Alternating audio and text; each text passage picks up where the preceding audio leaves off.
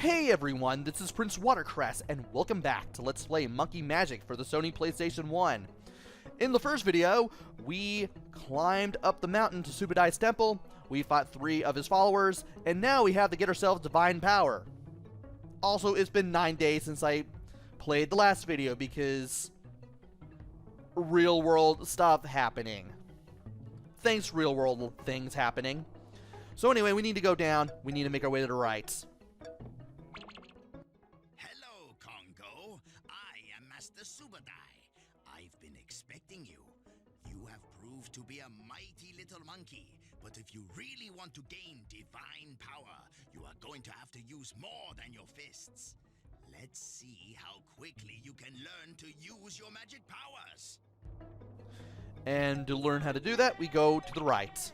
In order to obtain divine power, you first need magic strength. Return here to recharge your magic powers. And by standing on this pad, we can refill this second gauge at the top of the screen that we suddenly now have since the start of the level. We can always go back to these pads to refill our magic strength. With the magic of this green crystal, you can become as small as a blade of grass. But be careful that something bigger doesn't come along and stomp you. Alright, so to shrink ourselves, we need to press the L1 button. Now we will begin your training. If you need me to repeat my explanations, all you have to do is come up to me and ask. And once we go towards this continue point, this is where we can press L1 to shrink ourselves and go to the right here. As you are shrunken down, you will have these little green spheres surrounding you. They will disappear one by one, and once the last one is gone, you'll be returned to your normal size. You want to pay attention to how many spheres are surrounding you, because you do not want to be in that narrow little passage when that last sphere leaves you, because if you do, you'll get crushed, it's instant death, you don't want that. So now that that's been explained away, let's go to the right and refill our magic. Don't forget, no spell lasts forever, so hurry if you don't want to be smashed. So we want to go all the way to the right to that wall where the narrow passage begins, shrink ourselves, and then immediately head right and not stop. As you can see, I barely had enough time to get through that narrow passage. With this magic, you can cast spells on yourself and on objects. Go ahead, give it a try. With L1 you can cast spells on yourself, but with R1 you can cast it on other things. Press R1, zap this column, you can double jump over it. Now you can get over here and grab all the things. Excellent work, Congo. Now let's see how well you do in the real world. And with this, we are taken to another location. We have a couple more extra lives to save us in case something goes wrong here. And we now have another mission to accomplish. Searching for the ultimate weapon, obtain the power rod, because this is based on Journey to the West. Just like Goku, we will need our own power pole. Here you will find the old Nucleon atomic power plant. Inside is the weapon a powerful warrior requires, the power rod. Use your magic powers to find this weapon. Oh, and beware of the giant rats. What is this? A toxic waste site? Well, at this point it is. Not sure why there's an atomic power plant or a nuclear power plant in the world of Monkey Magic or in this game, but well, it is what it is. So we're going to start by going on the right to replenish our magic. Then we have to jump up all these platforms. Some of these platforms will have this green goo all over them. And if you walk on these platforms, you will have this special sliding around animation to tell you that the floor is slippery. You want to be careful on the platforms covered in that slick green goo. Also, using the circle button to zoom out the camera when necessary also helps. Now to shrink ourselves, get an extra life, and replenish your magic. And now, we soon come across a barrel of toxic waste. Looking around here just to make sure that I didn't miss anything. I bet you can shrink that barrel, Congo. And Subodye gives you a hint in case you wait around long enough. And much like on yourself, things don't stay shrunken down forever. The same green globules, the same green circles will surround objects as well. Also, make sure you're holding up when you jump right towards that little pipe there so you can climb down it and minimize fall damage. There is fall damage in this game, so be careful. Now we have rats.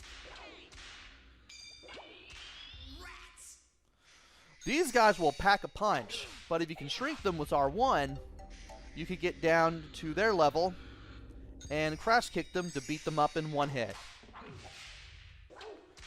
I do, however, have so much trouble with the one at the top here that I almost get destroyed. And it takes me a while to figure out that I can reach this guy with my crouching kick at my regular size. It almost cost me my life, as you can see.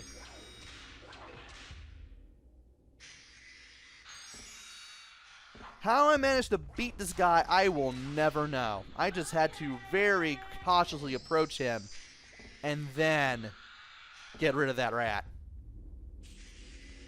And once we drop down here, we will be back at the start. We'll be to the right of the start. And I find out just by looking around to the left, right here, that there are 2 extra lives over here to the left. They are both very, very easy to miss.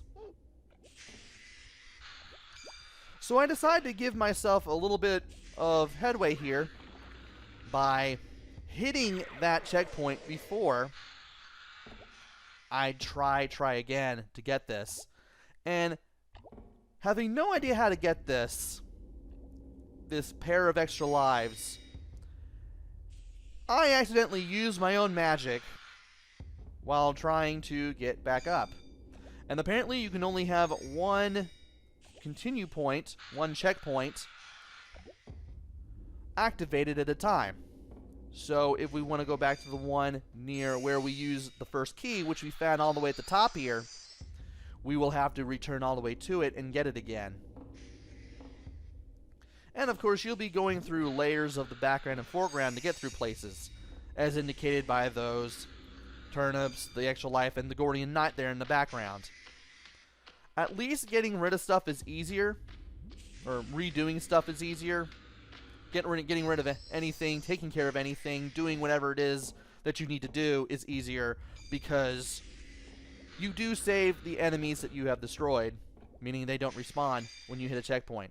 So now we've used the first key, and we've activated the checkpoint. You actually have to be in the toxic waste and double jump to actually get to those 2 extra lives. It took me all that exploration to do that, because this is post-commentary.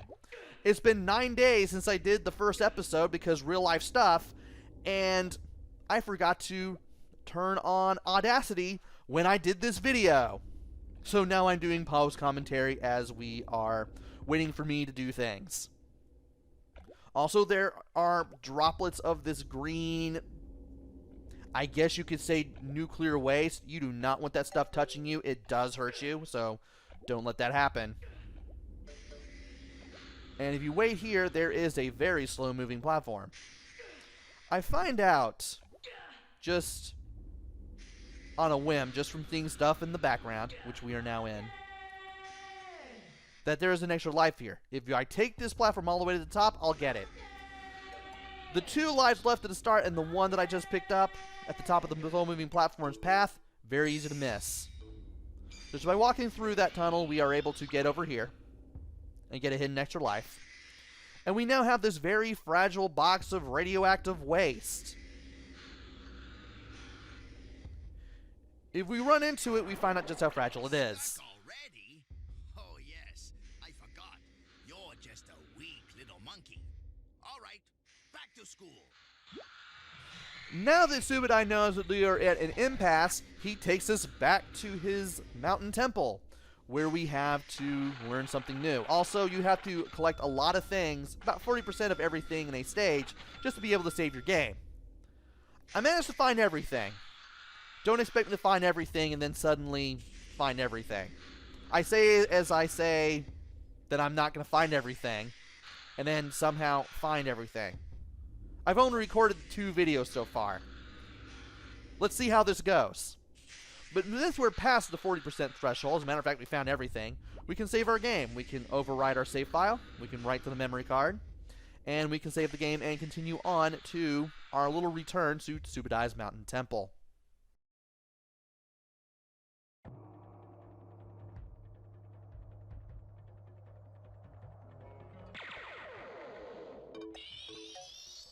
And there's nothing to the left, so let's go right. The golden power of your heart will make you stronger, or you can share your strength with others. Another spell that we can cast on ourselves and other things. This gives us more powerful strength. Also, L2 and R2 lets you switch between spells. And since I now have my magic strength Oh, I almost forgot.